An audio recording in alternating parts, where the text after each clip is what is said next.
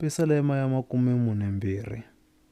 Ku fana ni ntswele ya mhuti loko yi rilela nambu lowu khulukaka, hi sweswo ni moya wanga wu rilela wena Xikwembu-xanga.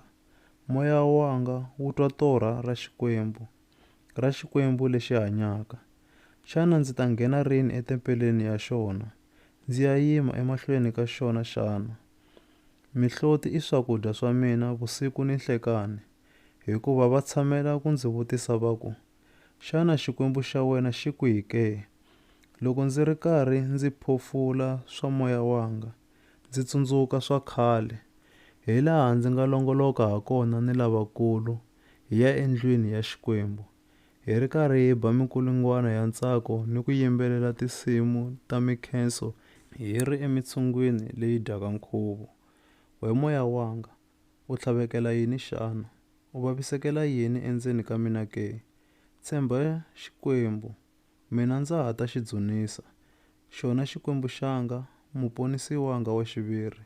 We hosi, moya wanga wa tlhaveka endzeni ka mina, hikokwalaho ndza ku anakanya ndzi ri etikweni ra le Yordana ni ra Herimoni ni le ntshaveni ya Mizara.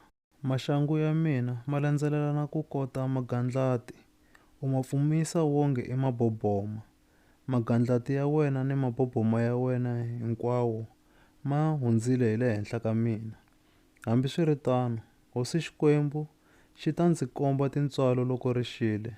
Ni vusiku ndzi ta yimbelela risimu ra xona, ndzi khongela xona n'winyi wa vutomi byanga. Ndzi ta vutisa Xikwembu ribye ra mina ndzi ku, u ndzi tshikele yini?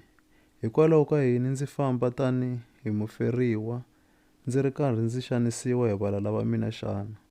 Ndzi titwa ndzi tshoveke swirho loko valala va mina va ndzi rhukana, ni loko va tshamela ku ndzi vutisa va ku, xana Xikwembu xa wena xi kwihi ke? We moya wanga, u tlhavekela yini xana? U vavisekela yini endzeni ka mina ke? Tshemba Xikwembu, mina ndza ha ta xi dzunisa, xona Xikwembu-xanga, muponisi wanga wa xiviri.